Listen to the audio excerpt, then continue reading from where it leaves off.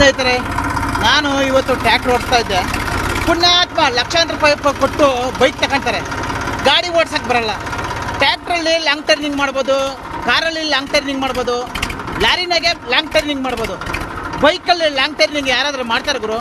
ಪುಣ್ಯಾತ್ಮ ಒಬ್ಬ ಇವತ್ತು ನಾನು ಹಿಂದೆ ಬರ್ತಾ ಇದ್ದೀನಿ, ಅವ್ನು ಮುಂದೆ ಹೋಗೋನು ಎಡಗಡೆಯಿಂದ ಬಲಗಡೆಗೆ ಲಾಂಗ್ ಟರ್ನಿಂಗ್ ಮಾಡ್ತಾನೆ, ಬೈಕಲ್ಲಿ ಲಾಂಗ್ ಟರ್ನಿಂಗ್ ಮಾಡ್ತಾನೆ ಗುರು. ಪುಣ್ಯಾತ್ಮ ಹಿಂದ್ಗಡೆ ಬರೋರು ಏನಾಗಬೇಕು ಗುರು? ಸ್ವಲ್ಪ ಯೋಚನೆ ಮಾಡಿ. ಗಾಡಿ ತಗೊಳ್ಳೋದು ಮುಖ್ಯ ಅಲ್ಲ, ಹಿಂದ್ಗಡೆ ಯಾರು ಬರ್ತಾರಂತ ಲಾಂಗ್ ಟರ್ನಿಂಗ್ ಮಾಡಿ. ಬೈಕಲ್ಲಿ ಯಾರು ಲಾಂಗ್ ಟರ್ನಿಂಗ್ ತಗೊಳಲ್ಲ, ಆದರೆ ನೀವು ತಗೊಳ್ತಾ ಇದ್ರಿ. ಇನ್ನೊಬ್ರು ಜೀವ ತೆಗಿಯಕ್ಕೆ ಏನು ಗುರು ಬೈಕಲ್ಲಿ ಎತ್ಕೊಂಬತ್ತೀರಿ ರೋಡ್ಗೆ? ದೊಡ್ಡ ಗಾಡಿಗಳ ಹಿಂದೆ ಬರ್ತಾ ಇರ್ತಾವಲ್ಲ, ನೀವು ಬೈಕಲ್ಲಿ ಲಾಂಗ್ ಟರ್ನಿಂಗ್ ಮಾಡ್ತಿರಲ್ಲ, ಗೊತ್ತಾಗಲ್ಲ ನಿಮಗೆ. ಯಾರಪ್ಪ ಕೊಟ್ಟಾರ ನಿಮಗೆಲ್ಲ ಲೈಸೆನ್ಸು? ಸ್ವಲ್ಪ ಯೋಚನೆ ಮಾಡಿರಿ. ಇನ್ನೊಬ್ರು ಜೀವ ತೆಗಿಯಕ್ಕೆ ಬರಬೇಡ್ರಿ, ಯಾಕಂದರೆ ನಿಮ್ಮಿಂದ ಅವ್ರಿಗೂ ತೊಂದರೆ, ಅವರಿಂದ ನಿಮಗೂ ತೊಂದರೆ. ಬೈಕಲ್ಲಿ ಲಾಂಗ್ ಟರ್ನಿಂಗ್ ತಗೊಂತಾರೆ ಯಾರಾದರೂ? ಬಲಗಡೆ ಸೇ ಹೋಗ್ಬೇಕು, ಬಲಗಡೆ ತಿರುಗಬೇಕು ಅಂತ ನೀನು ಎಡಗಡೆಯಿಂದ ಬಲಗಡೆಗೆ ಲಾಂಗ್ ಟರ್ನಿಂಗ್ ಮಾಡ್ತಿರಲ್ಲ ಗುರು.